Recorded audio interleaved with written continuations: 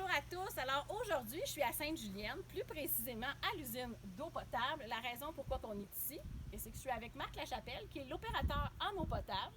Tu vas nous débroussailler un petit peu qu'est-ce qu'il y en est. Alors on parle souvent de l'eau, comment ça fonctionne, l'eau, comment elle arrive jusqu'à chez nous. Fait que la petite goutte d'eau jusqu'à chez nous, comment ça se fonctionne, explique-nous ça. Oui, on est dans Mont-Hamilton, la municipalité de Saint-Jacques. On a 3 puits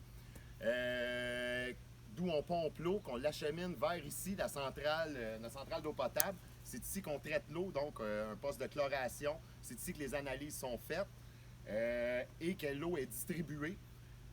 Donc à partir d'ici, l'eau est pompée dans le rang Saint-Jacques vers le village. Alors quand elle part d'ici, elle s'en va bien entendu à Saint-Jacques, aux abonnés de l'Aqueduc. Oui. Alors on parle de combien d'abonnés environ à Saint-Jacques? On disait à peu près 1500 abonnés. OK. Pour le village. Donc, quand on parle de l'eau qui est chlorée, que notre eau est chlorée, tout se passe ici. Donc, elle arrive des puits. Exactement. Après ça, elle arrive ici. On a une réserve, on a la réserve d'eau potable qui est en dessous du bâtiment. Et à partir de là, les pompes de distribution distribuent vers le village. OK. Si tu nous parles un peu d'une journée type, là, on parle de canicule présentement, mais une journée type, ça ressemble à quoi? Je sais pas, moi, les litres, les gallons d'eau, tu sais, une journée, là, ordinaire. En moyenne, j'ai envie de dire qu'on passe 1 200 000 litres d'eau dans le village pour la municipalité de Saint-Jacques en une journée. Mais présentement, en temps de canicule, on est à 2 millions de litres d'eau par jour. Donc, notre consommation a doublé. À peu près, oui. En ce moment. Oui. Exactement. Oui. Là, ce qu'on est ici pour vous dire, c'est que oui, il faut faire attention à notre consommation. Là, je voudrais, Marc, que tu nous donnes des petits trucs. Parce que si on a doublé notre consommation, c'est parce qu'on prend plus d'eau. Qu'est-ce qu'on pourrait faire, justement, là, avant qu'on en consomme encore davantage? Des trucs bien simples qu'on peut faire, c'est, entre autres, fermer le robinet quand on se brosse les dents, éteindre la hose à l'extérieur quand on s'en sert plus, parce que ces hoses-là, ça dégoûte pas mal tout le temps. Ça, c'est une des choses. On a les interdictions d'arrosage de gazon.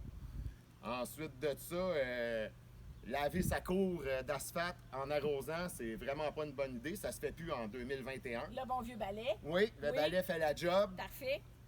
C'est bon. J'avais lu aussi pour les piscines, mettre la toile, comme ça l'empêche d'évaporer. Empêcher l'évaporation de l'eau, bonne idée aussi. OK. Alors, ça commence ici, ça commence à Sainte-Julienne. J'étais avec Marc. On continue notre visite. Suivez-nous. Bonjour, bonjour. Alors, on continue notre visite, cette fois-ci dans le Grand Rang. On est au poste sur pression. Alors, je suis en compagnie encore de Marc Lachapelle, mais cette fois-ci aussi avec Valérie Langlois, qui est la directrice des travaux publics. Alors, le poste de surpression, sûrement beaucoup d'entre vous, vous le voyez quand vous passez. On ne sait pas vraiment qu'est-ce que ça sert, qu'est-ce qu'il y en a. Des petites explications là-dessus. Oui, le poste de surpression, il a été installé, ça fait environ 1 an. C'est justement pour, en temps de canicule, être capable de faire descendre un peu plus d'eau au village. Avec le poste de surpression, on est capable d'aller chercher entre 200 et 300 000 litres de plus par jour afin de fournir le village.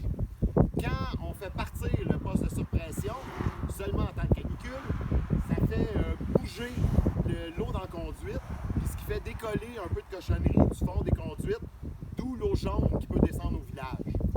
On entend souvent parler justement comment ça, les gens appellent à la ville, il y a de l'eau jaune. Fait que peut-être nous en dire un petit peu plus, que ça, c'est une petite alerte, là, l'eau jaune, là, pour dire aux gens, le poste fonctionne.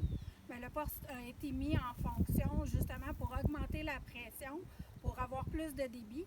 Puis cette conduite-là, c'est toujours la même conduite. La seule chose, c'est que les particules vont se détacher un petit peu, mais c'est du fer, il n'y a rien de nocif pour la santé. C'est juste pour la laisser couler.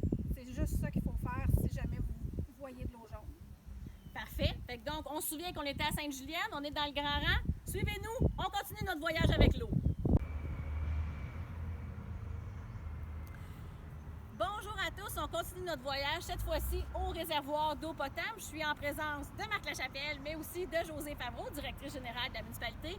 Alors Marc, on a fait tout le voyage depuis Sainte-Julienne pour arriver ici au réservoir qui sert à...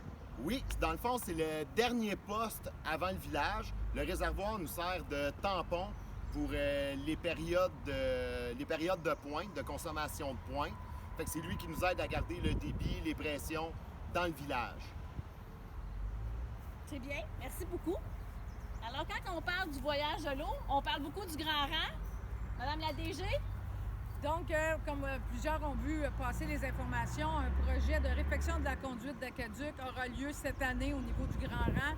Donc, nous allons procéder à toute la réfection à partir du de la 341, qui est le chemin du cordon, jusqu'ici à la hauteur de chez Mme Perron. Nous allons remplacer la conduite d'aqueduc par une dimension supérieure, ce qui va nous permettre d'améliorer notre débit d'eau qui va s'en venir ici au niveau du réservoir pour alimenter notre village. Donc, c'est sûr et certain que pour la période estivale, les travaux vont débuter en août et finir à la fin novembre. La collaboration des gens et la patience va être de mise afin d'assurer aussi la collaboration des gens en cette période de canicule qui, présentement, on le sait, là, c'est quelque chose qui est difficile. Le Conseil a pris la décision de mandater une firme afin de venir solliciter les gens pour faire un peu de prévention au niveau de notre réseau, l'usage qu'on en fait. Donc, il y aura des gens qui vont se promener sur le territoire, qui vont peut-être vous avertir, vous dire que vous n'avez pas le droit d'arroser. Si vous ne comprenez pas, ça se pourrait qu'on émette des constats d'infraction.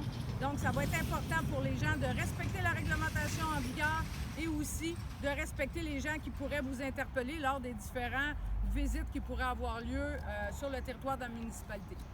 Merci beaucoup, Mme la DG. Alors, si vous avez des questions, vous pouvez toujours appeler à la municipalité, il n'y a aucun problème. La capsule qu'on vient de faire, c'est vraiment pour démystifier l'eau, savoir qu'est-ce qu'il y en est, l'usage qu'on doit en faire. C'est vraiment pour que tous les gens, les utilisateurs, comprennent bien ce qu'il y en est. On vous a amené de Sainte-Julienne jusqu'ici. On demande votre collaboration, que ce soit quand les gens vont passer pour vous dire de ne pas arroser, que ce soit lorsque le grand rang va être, comme José l'expliquait, la conduite va avoir lieu à l'automne.